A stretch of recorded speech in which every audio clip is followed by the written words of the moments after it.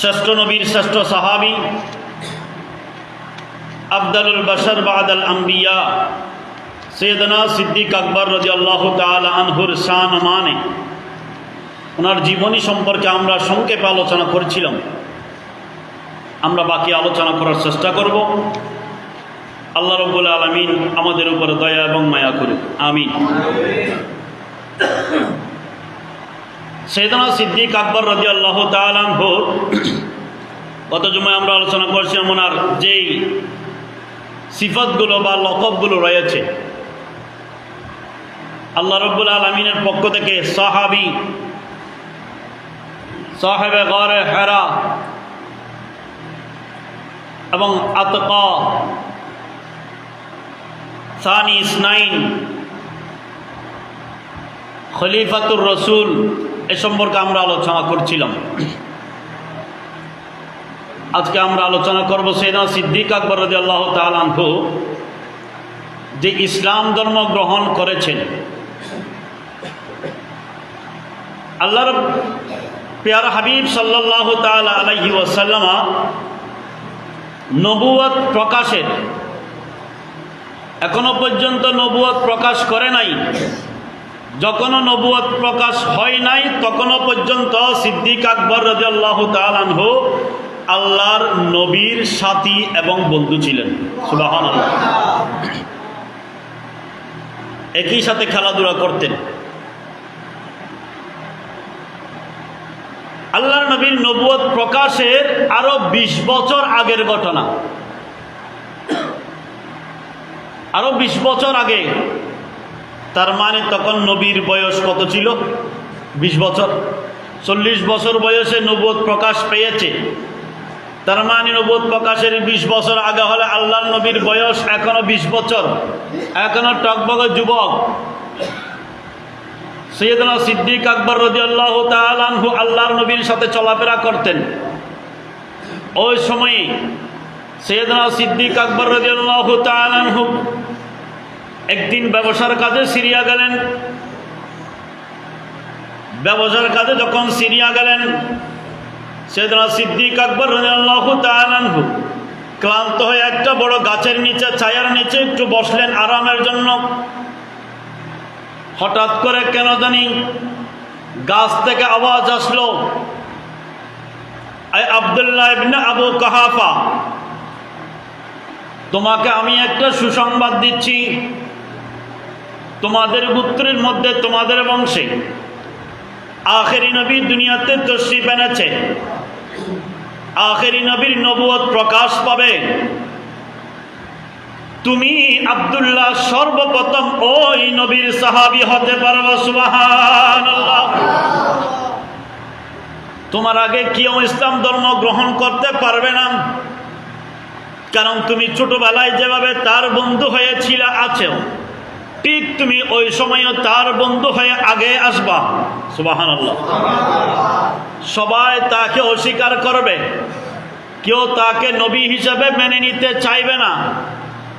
ওই সময়ে তোমার কাছে সবাই আসবে, তুমি সর্বপ্রথম ওই নবীর কলমা পড়ে মুসলমান হয়ে ওই নবীর প্রথম উম্মত হতে পারবা। সুবহানাল্লাহ। সৈয়দনা সিদ্দিক আকবর রাদিয়াল্লাহু তাআলা আনহু বললেন, ও গাছ, তুমি আমাকে যে সুসংবাদ দিয়েছো এটা তো হয়তো আরো অনেক পরের কথা হবে, আগে ভাগে বলে দিয়েছো, কিন্তু আমি জানবো কিভাবে? গাছ, তুমি আমাকে সর্বপ্রথম ওই নবীর নবুয়ত প্রকাশের সুসংবাদটা আমাকে আগে দিবা, এটা তুমি আমার সাথে ওয়াদা করো। সুবহানাল্লাহ। গাছ ওয়াদাবদ্ধ হয়ে গেলেন। ঠিক 20 বছর পরে গিয়ে, নবুয়ত প্রকাশের বছর, সৈয়দনা সিদ্দিক আকবর রাদিয়াল্লাহু তাআলা আনহু আবারও গেলেন সিরিয়ায় ব্যবসার কাজে। আবারও গেলেন। আবারও যাওয়ার পর, এখন অনেক লম্বা ঘটনা।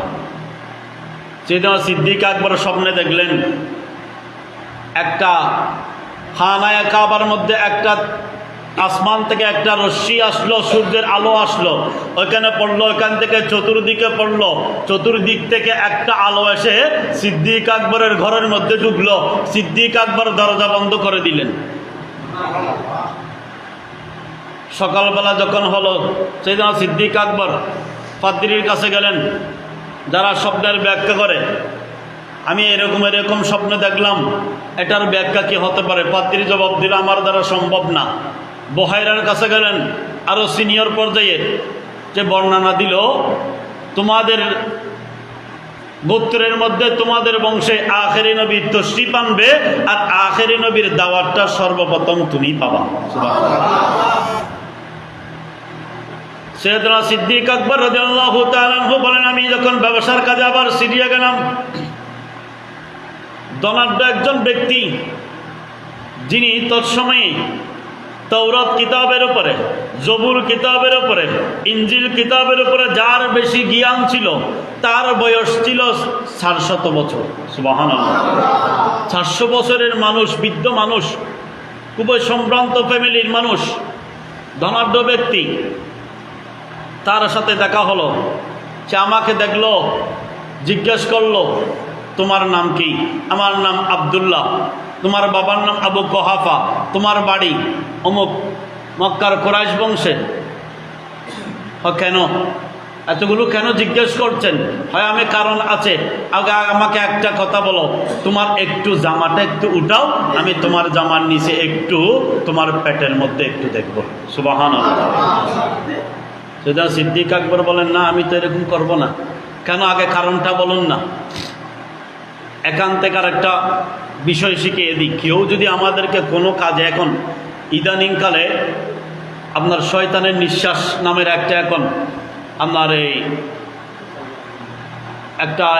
এখন প্রতারণা এখন আমাদের দেশে মোটামুটি ছড়িয়ে পড়েছে। গ্রাম অঞ্চলে আর একটা প্রতারণা এখন আমাদের গ্রামে যেটা চলতেছে স্বাভাবিক, বাইরের দৃষ্টি থেকে আসছে, কিছু লিফলেট দেখাচ্ছে, আপনার এরকম আমরা হাঁস মুরগি লালন পালনের জন্য আপনাকে কিছু টাকা দিব, আমরা হাঁসও দিব 20টা, মুরগি দিব 20টা, বাচ্চাও দিব, মুরগি এমনি মাও দিব, এরকম আমরা কামারও আপনাকে একদম ওই যেটা টাকার ঘর, এটাও আমরা বানাই দিব। শুধু আমরা প্রথম 6 মাস পরে গিয়ে ডিম দিবে, বা 18 মাস পরে গিয়ে ডিম দিবে, আমরা 3 বারের ডিম আমরা নিব, বাকিটা আপনারা সব নিয়ে নিতে পারবেন। তো কী করতে হবে? আপনাদেরকে রেজিস্ট্রেশন করতে হবে 500 টাকা দিয়ে। এখন গ্রামের মা বোনরা তো সরল, ওরাও যায় কখন? দুপুর টাইমে 12টার দিকে, যখন পুরুষটা স্বাভাবিক ঘরে থাকে না, কাজে বাইরে থাকে, 10টা 11টা 12টা 3টা এরকম করে। তো এখন ওইখানে বলে হয়েছে মা বোনরা দিয়ে দিছে 500 টাকা রেজিস্ট্রেশন, আমি মুরগি পাবো 20টা, খামার পাবো, ওইটা অনেক কিছু। 6 মাস 2 মাস পরে গিয়ে দেখা যায়, বা 1 মাস পরে আসবে বলছে, 20 দিন পর আসবে বলছে, 20 দিন, 1 মাস 2 মাস 3 মাস হয়ে গেল, খোঁজ খবর নাই। ওনার থেকে খবর নিচ্ছে, ওদিকে খবর নিচ্ছে, ওদিকে খবর নিচ্ছে, সবাই বলছে আমাদের থেকেও তো নিছে। সবগুলো জমাট বেঁধে উদাও হয়ে গেছে। সে আগে জিজ্ঞেস করা দরকার আছে। অনেক সময় আপনাকে আসবে, আমার এই ঠিকানাটা একটু দেখাই দিন না। এখন আমরা সোশ্যাল মিডিয়াতে দেখতেছি, সর্বোচ্চ আপনারা এরকম দূরত্ব বজায় রেখে পড়ার চেষ্টা করবেন, কারণ এখানে একটা পাউডার দেওয়া থাকে, এগুলো আমরা দেখাও যাবে না, অথবা একটা গ্রাম সেন্ট দিবে ওখানে, সতর্ক। যাই হোক, যেটা বলতে চেয়েছিলাম, সিদ্দিক আকবর রাদিয়াল্লাহু তাআলা আনহু বললেন, না আমি তো এরকম দেখাবো না, কাপড় উল্টে আমার পেট আপনাকে তো দেখাবো না। কি কারণ বলুন? আমি তাওরাত কিতাব যখন পড়লাম, ইনজিল কিতাব যখন পড়লাম, জবর কিতাব যখন পড়লাম, ওখানে দেখতে পেলাম আখেরি নবী একজন দুনিয়াতে তশরিফ আনবে। ওই আখেরি নবীর 2 জন, সর্বপ্রথমের 2 জন সহচর্য হবে, 2 জন বন্ধু হবে। 2 জন প্রথম ইসলাম ধর্ম গ্রহণ করবে, একজন টকবগে যুবক হবে, আর একজন বৃদ্ধ হবে। যে টকবগে যুবক হবে, যুবকের পর্যায়ে এখনো বৃদ্ধের পর্যায়ে বেশি পৌঁছায় নাই, তার পেটের মধ্যে একটা চিহ্ন, একটা কালো একটা তিলের মতো একটা চিহ্ন থাকবে। তোমার চেহারা দেখে, ওখানে চেহারার বর্ণনাও আছে, চেহারার বর্ণনা, বংশের বর্ণনা, নামের বর্ণনা, সবগুলো গঠন মিলে আমি তোমাকে দেখতে পেলাম। শুধু একটা জিনিস এটা দেখার বাকি আছে, ওটা দেখলে আমি নিশ্চিত হতে পারবো। সেজন্য সিদ্দিক আকবর দেখাইলেন, ওখানে যখন কালো তিলটা পেলেন, বলে দিলেন আর কেউ নয়, আখেরি নবী তশরিফ এনেছে আগে, আখেরি নবীর নবুয়ত প্রকাশ হবে। নবুয়ত প্রকাশ হলে তুমি সর্বপ্রথম আখেরি নবীর উম্মত হয়ে যাবে। সুবহানাল্লাহ। আখেরি নবীর নবুয়ত প্রকাশ হয়ে গেছে, তুমি তাড়াতাড়ি চলে যাও, তুমি এদিকে আর তাকিও না, তোমাকে যদি কাফের মুশরিকরা পায় তোমাকে কতল করবে জানতে পারলে। সাইয়েদনা সিদ্দিক আকবর রাদিয়াল্লাহু তাআলা আনহু বলেন, আমি রওনা হয়ে গেলাম, প্রতিমধ্যে আবার ক্লান্ত হয়ে গেলাম।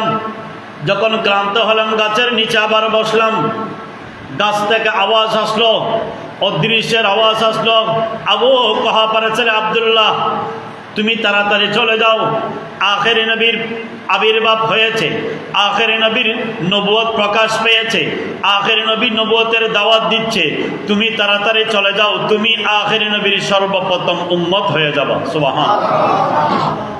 সিদ্দিক আকবর রাদিয়াল্লাহু তাআলা আনহু আসলেন, এদিকে আখেরি নবীর দাওয়াত শুরু হলো।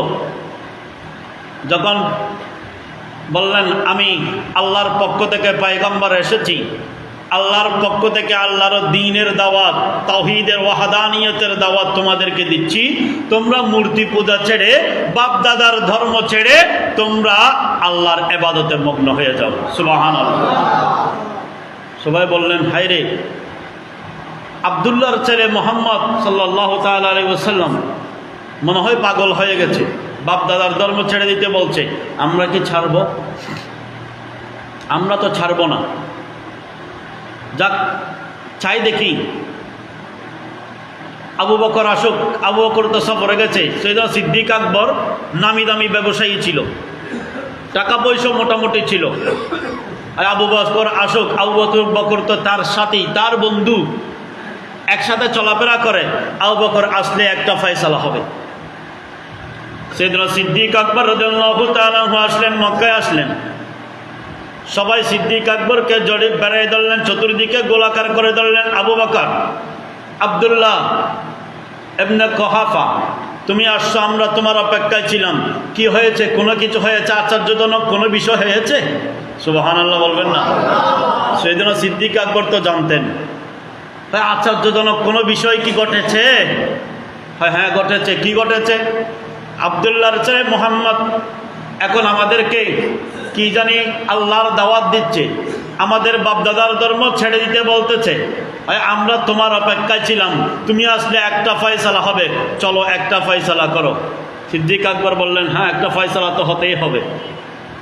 সিদ্দিক আকবর সবাইকে নিয়ে রওনা হয়ে গেলেন আল্লাহর নবীর দরবারে। ওগো বন্ধু,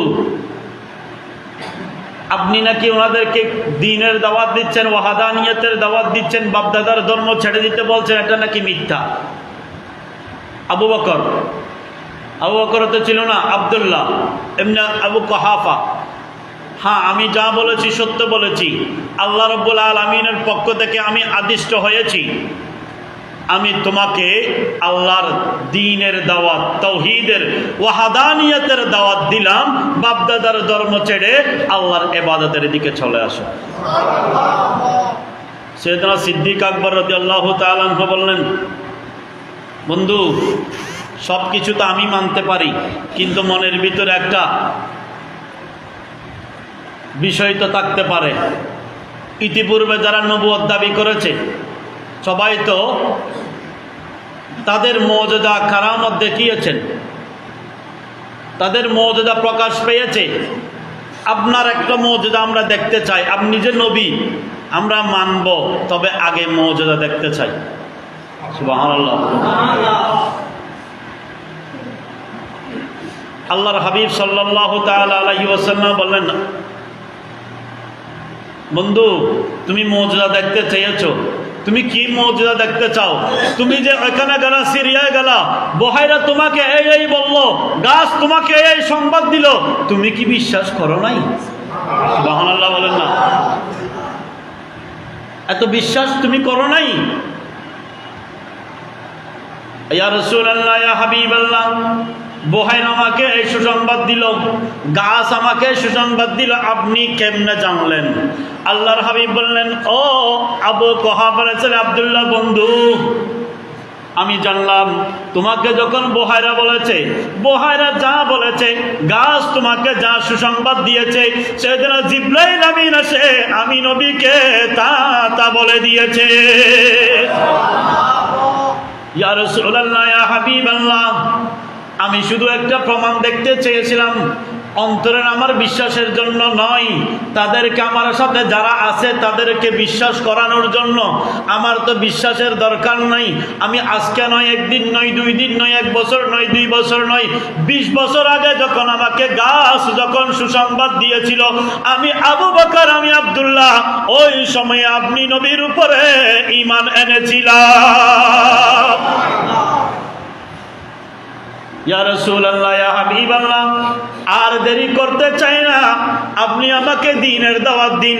আমি স্বীকৃতি দিলাম, আশহাদু আল্লা ইলাহা ইল্লাল্লাহু ওয়া আনতা রাসূলুল্লাহ। বড় করে বলে সুবহানাল্লাহ। সিদ্দিক আকবর ঈমান আনলেন, সবাই আশ্চর্য হয়ে গেল। ওনাকে ঈমান আনলেন। এক রাওয়ায়াত, অন্য আরেক রাওয়ায়াতে আসছে সিদ্দিক আকবর যখন ঈমান এনেছে তখন 39 জন আগে ঈমান এনেছে, এমন একটা রাওয়ায়াতও আছে। তবে এটা ভিত্তি মোটামুটি কিছুটা দুর্বল। যাই হোক, সেজন্য সিদ্দিক আকবর রাদিয়াল্লাহু তাআলা আনহু ঈমান আনলেন। এরপর আরো অনেকে ঈমান আনলেন। এক রাওয়ায়াতে আসছে সবাই মিলে 40 জন হলো। সেদিন সিদ্দিক আকবর রাদিয়াল্লাহু তাআলা আনহু বললেন, ইয়া রাসূলুল্লাহ, ইয়া হাবিবাল্লাহ, ওগো দয়ার নবী, মায়ার নবী, আপনি এতদিন গোপনে গোপনে আপনি দ্বীনের দাওয়াত দিলেন। আমি যতদিন আসতে দেরি হয়েছে আপনি গোপনে দ্বীনের দাওয়াত দিয়েছেন। আমি আবু বকর আসলাম, আর কোনো আপনার ভয় নাই। আমার যত ধন সম্পদ আছে, আমার যত টাকা আছে, পয়সা আছে, সমস্ত টাকা পয়সাগুলো আমি আবু বকর আল্লাহর দ্বীনের জন্য, আল্লাহর রাস্তায় আপনি নবীর কদমে কোরবানি করে দিলাম। আল্লাহ রাব্বুল আলামিন আহকামুল হাকিমিন সিদ্দিক আকবরের এই দানকে, সিদ্দিক আকবরের এই দ্বীনের প্রতি এই আকৃষ্টতা, এই ভালোবাসার মহব্বত আল্লাহর কাছে এতই কবুল হয়েছে, আল্লাহ রাব্বুল আলামিন আহকামুল হাকিমিন কোরআনের আয়াত নাজিল করে দিলেন। আল্লাহ রাব্বুল আলামিন বললেন, আল্লাযীনা ইউনফিকুনা আমওয়ালাহুম বিল-লাইলি ওয়ান-নাহারি সিররান ওয়া আলানিয়্যা ফালাহুম আজরুহুম ইনদা রাব্বিহিম ওয়ালা খাউফুন আলাইহিম ওয়ালা হুম ইয়াহজানুন। বড় করে বলে সুবহানাল্লাহ। হাবিব, আপনি একটু আবু বকরকে একটু বলে দিন না, যারা এভাবে যারা আল্লাহর রাস্তায় প্রকাশ্যে গোপনে মানুষকে দেখিয়ে না দেখিয়ে এভাবে যারা আল্লাহর রাস্তায় যারা দান করে, ফালাহুম আজরুহুম ইনদা রাব্বিহিম, দুনিয়ায় তাদের কেউ প্রতিদান দিক আর না দিক, বাহাবা দিক আর না দিক, মারহাবা বলুক আর না বলুক, সমাজসেবক দানবীর বলুক আর না বলুক, ইনদা রাব্বিহিম, আমি রব্বুল আলামিনের কাছে তাদের প্রতিদান রয়ে গেছে। সুবহানাল্লাহ। ওয়ালা খাউফুন আলাইহিম ওয়ালা হুম ইয়াহজানুন, দুনিয়ায় তাদের কোনো ভয়ের কারণ নাই, কোনো টেনশনেরও কারণ নাই। সুবহানাল্লাহ। সেদিন সিদ্দিক আকবর রাদিয়াল্লাহু তাআলা আনহু ইসলাম ধর্ম গ্রহণ করলেন। আল্লাহর হাবিবকে বললেন, ইয়া রাসূলুল্লাহ, ইয়া হাবিব আল্লাহ, অনেকদিন তো আপনি গোপনে ইসলামের দাওয়াত দিলেন, দ্বীনের দাওয়াত দিলেন। ইয়া রাসূলুল্লাহ, আমি আবু বকর, আমি আব্দুল্লাহ, কুহাফার ছেলে আব্দুল্লাহ দাঁড়িয়ে গেলাম। আমি যখন ইসলাম ধর্ম গ্রহণ করেছি, ইয়া রাসূলুল্লাহ, আপনার আর কোনো ভয় নেই, আপনার আর কোনো চিন্তা করার কারণ নেই। ইয়া রাসূলুল্লাহ, আমরা আর গোপনে নয়, এখন ওপেনে আমরা দ্বীনের দাওয়াত দিব। শুধু আমি আব্দুল্লাহ একটু দেখব আপনার সামনে কে এসে দাঁড়াই। আল্লাহর হাবিব সাল্লাল্লাহু তাআলা আলাইহি ওয়াসাল্লাম কেনি আর সাহাবায়ে কেরাম যারা দ্বীনের দাওয়াতে গ্রহণ করে, যারা আল্লাহর নবীর কাছে কালেমা পড়ে মুসলমান হয়ে গেলেন, তাদেরকে নিয়ে সেদিন সিদ্দিক আকবর রাদিয়াল্লাহু তাআলা আনহু খানায়ে কাবার সামনে গেলেন। খানায়ে কাবার সামনে গিয়ে, ইয়া রাসূলুল্লাহ, আপনি নবী যদি তাদেরকে ডাক দেন, হয়তো তারা মানতে পারবে না, আপনি নবীর উপর আক্রমণ করবে, আপনি নবীকে তারা ভয় পাবে না, আপনি নবীর উপরে হামলা করবে। কিন্তু আমি আবু বকরকে তো সবাই চিনে, আমি প্রভাবশালী একজন ব্যবসায়ী, আমি সবার সর্দার, সমাজের সর্দার, গোত্রের সর্দার, আমাকে একটু ভয় পাবে। ওগো নবী, আপনি যদি অনুমতি দিন, আপনি নবীর পক্ষ থেকে আমি মানুষদেরকে একটু দ্বীনের দাওয়াত দিয়ে দিব। সুবহানাল্লাহ। আবু বকর ঠিক আছে দাও। খানায়ে কাবার দরজার সামনে দাঁড়াইলেন। সাইয়েদনা সিদ্দিক আকবর রাদিয়াল্লাহু তাআলা আনহু আল্লাহর নবীর পক্ষ হয়ে দ্বীনের দাওয়াত দেওয়া শুরু করলেন। যেই মাত্র সাইয়েদনা সিদ্দিক আকবর রাদিয়াল্লাহু তাআলা আনহু আল্লাহর দ্বীনের দাওয়াত যখন দিলেন, সাইয়েদনা সিদ্দিক আকবর রাদিয়াল্লাহু তাআলা আনহু সহ আল্লাহর নবীর উপরে নির্মম অত্যাচার নেমে আসলো। উতবা ইবনে রবিয়া সহ, বিশেষ করে উতবা ইবনে রবিয়া সাইয়েদনা রাসূল করিম রউফুর রহিম সাল্লাল্লাহু তাআলা আলাইহি ওয়াসাল্লামের উপরে জুতা এবং লাঠি দিয়ে চার্জ করলো। বড় করে বলি নাউজুবিল্লাহ। আর বিমানি আওয়াজে বলি নাউজুবিল্লাহ। আল্লাহর নবী হালকা অসুস্থ, আঘাতপ্রাপ্ত হলেন। সাহাবায়ে কেরাম সবাই চতুর্দিক থেকে আল্লাহর নবীকে ঘেরাও দিলেন, আল্লাহর নবীকে সরাই নিয়ে গেলেন। এরপরে এসে সাইয়েদনা সিদ্দিক আকবরকে প্রচুর মারলেন। অনেক লম্বা ঘটনা। সিদ্দিক আকবর বেহুশ হয়ে গেলেন। সাইয়েদনা সিদ্দিক আকবর রাদিয়াল্লাহু তাআলা আনহু কে দরাদরি করে বাড়িতে নিয়ে গেলেন। বাড়িতে বন্ধু বান্ধব যারা ছিল, সঙ্গী সাথী ব্যবসায়ী তারা যারা ছিল, তারা কিছুক্ষণ ছিল। সকালের ঘটনা, দুপুর পর্যন্ত না হয়েছিল, কিন্তু এরপরও সিদ্দিক আকবরের এখনো পর্যন্ত হোশ আসে নাই, জ্ঞান এখনো ফিরা নাই। সবাই ছড়ে গেলেন, কিন্তু একজন পাশে বসে থাকলেন। উনি কে? মা। কে? মা। এখনো পর্যন্ত কিন্তু মা মুসলমান হয়, ইসলাম ধর্ম গ্রহণ করে নাই। সন্তান ইসলাম ধর্ম গ্রহণ করেছে, সন্তানকে মেরেছে, এরপরও কিন্তু মা সন্তানকে ফেলে যায় নাই। সুবহানাল্লাহ। বন্ধু বান্ধব সবাই চলে গেল। সাইয়েদনা সিদ্দিক আকবরকে নিয়ে তার মা বসে থাকলো। তার মা বসে বসে কান্না করতেছে। সন্তানের এখনো পর্যন্ত হুঁশ ফিরে নাই। সন্ধ্যাবেলা যখন হলো, সাইয়েদনা সিদ্দিক আকবরের হুঁশ ফিরল। মা বলল, বাবা তুমি কেমন আছো?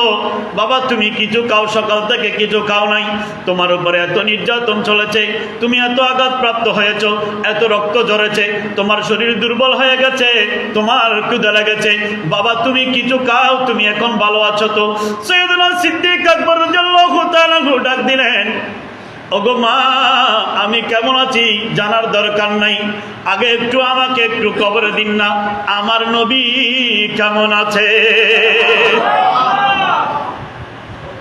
মা আগে একটু বলুন না আমার নবী কেমন আছে?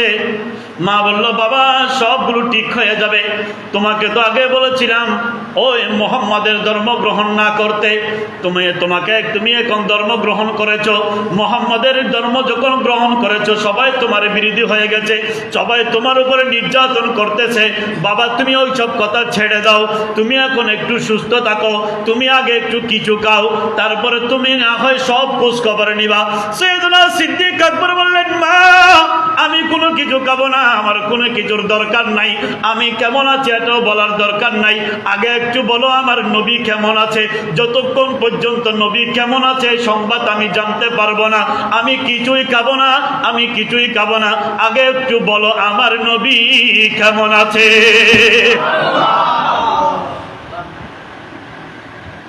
মা এখন সন্তানকে সুস্থ রাখতে হবে, সন্তানের মনের ভিতরে শান্তি দিতে হবে।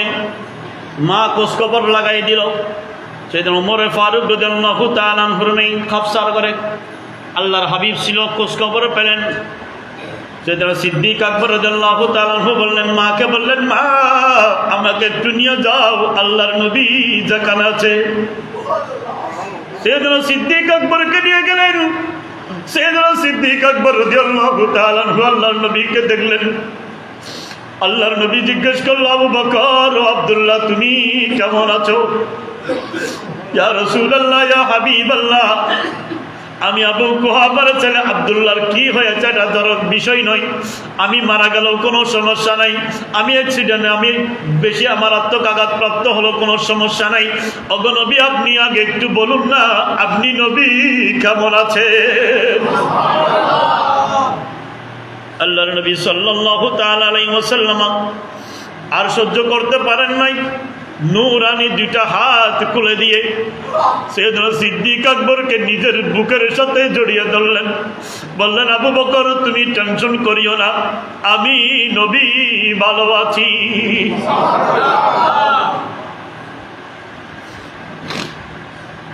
আবু বকর তুমি কেমন আছো?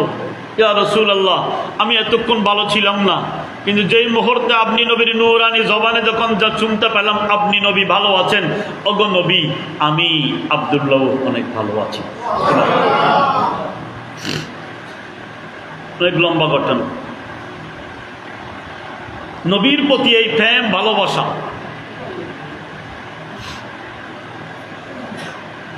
সেজন্য তো সাহেবের রসুল কাউকে বলা হয় নাই, সাহেব রসুল সিদ্দিক আকবরকে বলা হয়েছে।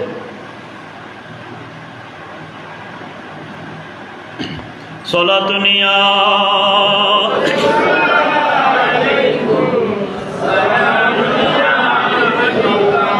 নফসে গোয়ম শরহ ওয়াসফে জনাব আফতাব আস্তাফতাব আস্তাফতাব সলাতুনিয়া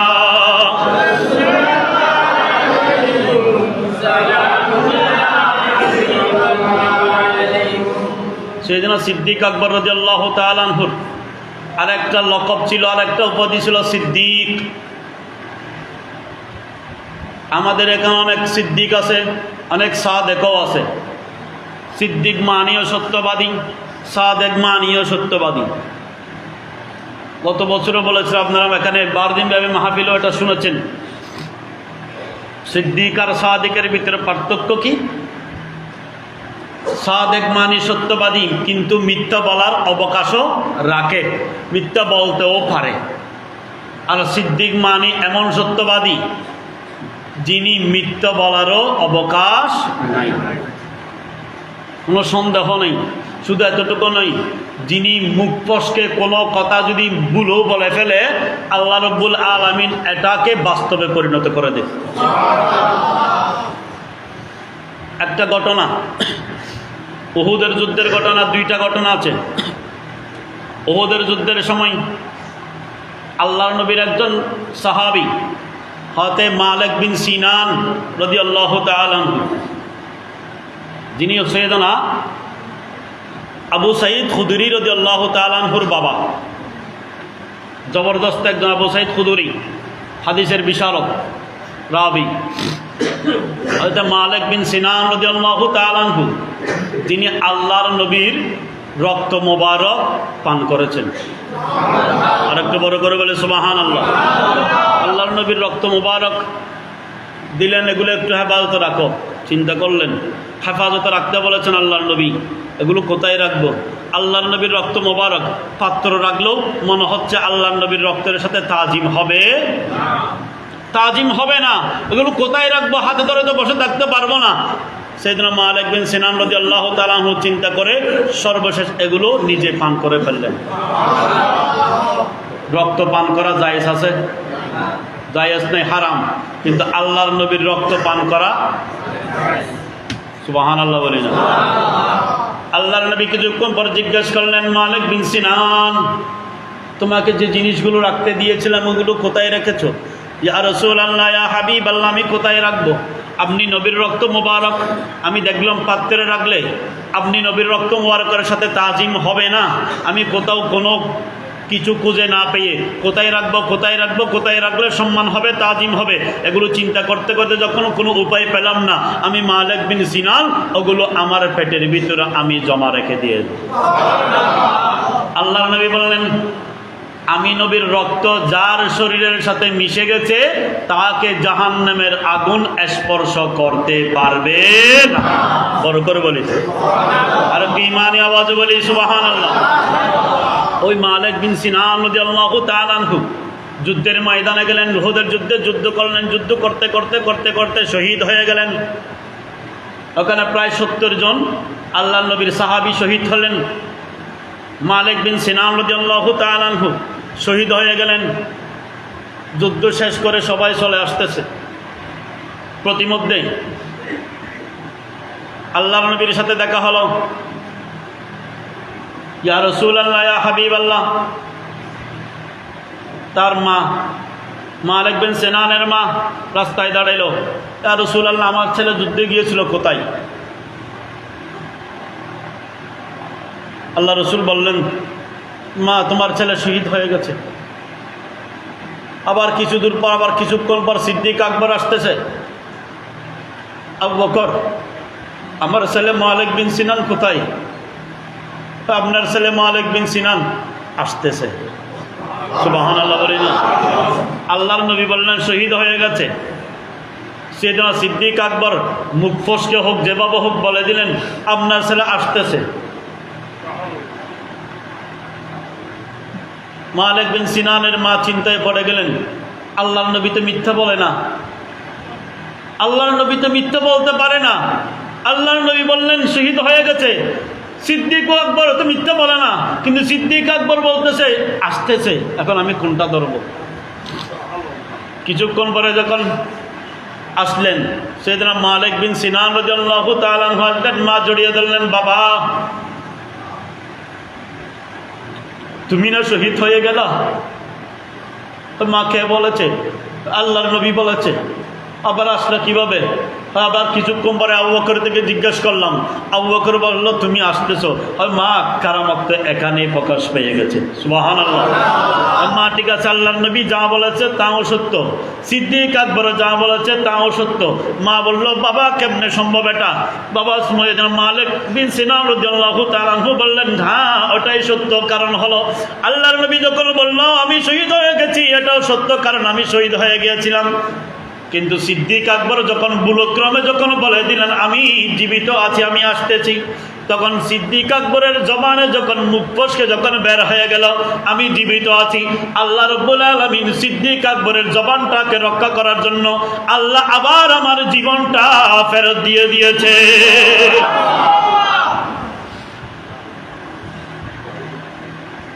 ঠিক একইভাবে সৈয়দনা আরেক রাবায়াতে আসতেছে, সৈয়দনা নওফল হতে ওয়ারাকা ইবনে নওফলের, ওয়ারাকার বাবা নওফল রাদিয়াল্লাহু তাআলা আনহু, তিনি সৈয়দনা খাদিজাতুল কুবরা রাদিয়াল্লাহু তাআলা আনহুর চাচা। হতে ওয়ারাকা ইবনে নওফল সৈয়দনা খাদিজাতুল কুবরার চাচাতো ভাই, যিনি ইসলামের ক্ষেত্রে বড় অবদান রেখেছেন। আল্লাহর নবী যখন হিজরত করে যখন গারে হেরার মধ্যে ছিলেন 3 দিন, ওখানে সৈয়দনা খাদিজাতুল কুবরা রাদিয়াল্লাহু তাআলা আনহুর সাথে সাথে ওয়ারাকা ইবনে নওফল ওখানে খাবার নিয়ে আসতেন। যাই হোক, হযরত নওফল রাদিয়াল্লাহু তাআলা আনহু উনি যুদ্ধের ময়দানে শহীদ হয়ে গেলেন। শুধু শহীদ নয়, কয়েক টুকরা, ওনাকে কয়েক টুকরা করে ফেললেন। শাহাদাতের মর্যাদা, শাহাদাতের মধ্যে পৌঁছে গেলেন। সবাই ওনাকে দাফনও করলেন। দাফন করে সবাই চলে আসতেছে। সবাই যখন চলে আসতেছে, এর আগে সৈয়দনা নওফল, কিন্তু আগের ঘটনা, সৈয়দনা নওফল রাদিয়াল্লাহু তাআলা আনহু একদিন আল্লাহর নবীর সাহাবী, আল্লাহ সাহাবায়ে কেরামও আছে, আল্লাহর নবীও আছে। সৈয়দনা নওফলের স্ত্রীও আছে, সন্তানও আছে। ইয়া রাসূলুল্লাহ, আমি একটা দোয়া করব, আপনি নবীকে আমিন বলবেন। সুবহানাল্লাহ। নবী, আমি একটা দোয়া করব, আপনি নবীকে আমিন বলবেন। আল্লাহর নবী মুস্কি হাসি দিলেন। নওফল, তুমি কি দোয়া করবা? চাই দোয়া করো। ইয়া রাসূলুল্লাহ, আমি দোয়া করছি আল্লাহ যেন আমাকে শহীদ করে, আমার স্ত্রীকে বিধবা করে, আমার সন্তানদেরকে যেন এতিম করে দেয়। স্ত্রীও আমিন বললেন, সন্তানও আমিন বললেন। আল্লাহর নবী মুস্কি হাসি দিলেন। আল্লাহর নবী আমিন বলেন নাই। নওফল, কেন তুমি এমন বলতেছ? ইয়া রাসূলুল্লাহ, ইয়া হাবিবাল্লাহ, আমার শাহাদাতের মর্যাদা আমার খুবই প্রিয়। আমি চাচ্ছি আমি যেন শাহাদাতের মর্যাদা পাই, আমি যেন শহীদ হতে পারি আল্লাহর রাস্তায়। বড় করে বলে সুবহানাল্লাহ। আল্লাহ রসুলও কিন্তু দোয়া করতেন, বেশিরভাগ সময় আল্লাহ রসুল দোয়া করতেন, আল্লাহ আমাকে শাহাদাতের মর্যাদা দিয়েন। আল্লাহ রসুল শহীদ হয়েছেন, যদিও স্বাভাবিক ইন্তেকাল করেছেন, কিন্তু মুহাদ্দিসিনে কেরাম বলেন, ফুকাহায়ে আযম বলেন, আল্লাহর নবীকে এর অনেক দিন আগে একজন মহিলা আল্লাহর নবীকে যে বিষাক্ত খাবার খাওয়াইয়েছেন, ওই বিষের একটা প্রক্রিয়া ওই সময় আল্লাহর নবীর ইন্তেকালের সময় কাজ করেছেন, এটা বলে ধারণা করেছেন, এবং আল্লাহর নবী যে শহীদ হয়েছেন এটা ওনারা বিস্তারিত বর্ণনা করেছেন। যাই হোক, যেটা বলতে চেয়েছিলাম, যুদ্ধের ময়দানে গেলেন সাইয়েদনা নওফল রাদিয়াল্লাহু তাআলা আনহু, শহীদ হয়ে গেলেন কয়েক টুকরা। সবাই ওনাকে দাফন করলেন। দাফন করে সবাই চলে আসতেছে। চলে আসার সময় স্ত্রী জিজ্ঞেস করলো, ইয়া রাসূলুল্লাহ, ইয়া হাবিবাল্লাহ, আমার স্বামী কোথায়? আল্লাহ রসুল আগে, আমার স্বামী কোথায়? আল্লাহ রসুল জবানে কিছু বলেন নাই, ইশারা করে দেখিয়ে দিয়েছেন পিছনে, মানে পিছনে আসতেছে। কিছুক্ষণ পর সাইয়েদনা ওমর ফারুক রাদিয়াল্লাহু তাআলা আনহু সহ কিছু সাহাবী আসতেছে। আবার জিজ্ঞেস করলেন, ওমর ফারুক, আমার স্বামী কোথায়? পিছনে দেখাই দিলেন, কারণ আল্লাহর নবী দেখাই দিলেন পিছনে, ওনারাও দেখাই দিলেন পিছনে। পিছনে তো আরও আছে, আরও কিছু সাহাবী পিছনে আছে। এখনও সিদ্দিক আকবর কিন্তু পিছনে, সবার পিছনে। কারণ যুদ্ধের ময়দান থেকে ময়দানে যাওয়া আসার সময় আল্লাহর নবীর যুদ্ধের যে কৌশলগুলো ছিল, এখান থেকে একটা কৌশল ছিল, সামনে একজন বীর পুরুষ থাকবে, পিছনে একজন বীর পুরুষ থাকবে, যেন পাহারা দিতে পারে। আমাদের এখনও মিছিল যখন চলে, ওই দাওয়া পাল্টা দাওয়া যখন চলে, তখন দেখবেন পিছনে কিছু ব্যারিকেড দেয়, হয় তোমরা সামনে থাকো, আমরা পিছনে আছি, পিছন দিক থেকে যেন আক্রমণ আসতে